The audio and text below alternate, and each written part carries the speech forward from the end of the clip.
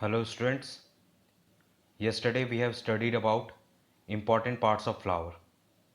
Now we will discuss the function of these parts one by one. So very first is this stalk part which holds the flower. Now next part is this swollen upper portion in the stalk and this is called thalamus and it modifies the stem. Then we have this colored portion and it is called petals. And because of the varieties of colors it attracts lots of insects and ये insects pollination की process में help करते हैं which is the process of reproduction. Now next part is sepals. It ensure the protection of flower. When flower used to be a bud and then sepals cover them. The next part is this stamen which is the male reproductive organ. Stamen produce male gametes which are called pollen grains. Now next part is this carpel or pistil and this part produce female gametes. Now what happens in the process of reproduction? Male gametes which are called pollen grains and female gametes which are called ovum or egg, they diffuse together to form a new flower. So this is the concept of reproduction. Now next topic is structure of स्टेमन. Students जैसा कि आप एक thin structure देख सकते हो ये filament कहलाता है और ये एंथर को सपोर्ट करता है. Now what is anther? Filament with a bag like top is called anther and it contains fine dust particles called pollen grains. Here you can see in the given picture the green filament and it is containing the pollen grains which are male gametes. Students, here you can see a pink colored joining between the anthers and this is called the connective. Next structure is carpel. Students अगर आप carpel को closely observe करोगे तो आपको उसमें तीन part देखने को मिलेंगे. First is this Oval shape structure which is called ovary.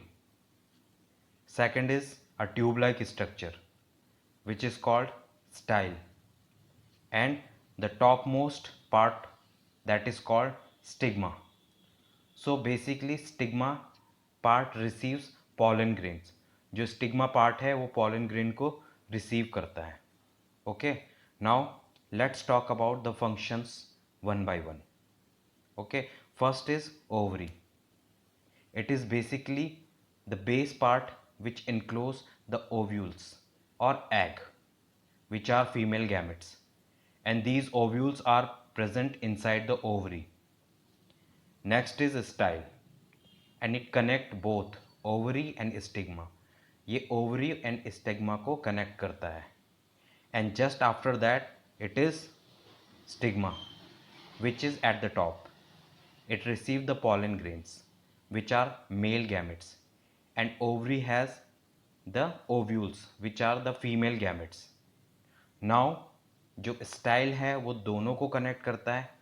Okay, style connects both of them and they both diffuse together to form new flower and that's why flower is known as reproductive part of a plant just because of this. Okay, now let's do an experiment to study structure of an ovary. इसके लिए जो materials हमें चाहिए वो हैं दो ovaries and one blade और इसका जो procedure है, place the ovaries on a slide and cut one longitudinally and the other transversely, something like this. Here you can see one longitudinally and another one is transversely. Now place the sectors or cut portions on a glass slide and put a drop of water on them to prevent them from drying. Okay, To prevent them from drying, you will have to put some drops of water. Now next is observe the internal structure with a lens.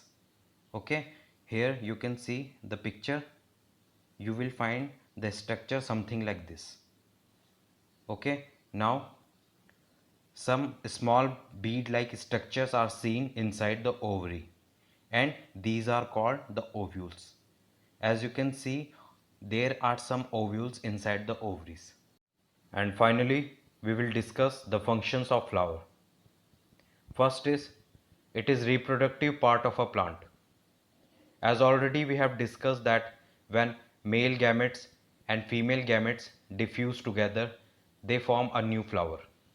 And this process is called reproduction. That's why the flowers are called reproductive parts of a plant. Second is, some scented flowers are used to make perfumes or scents.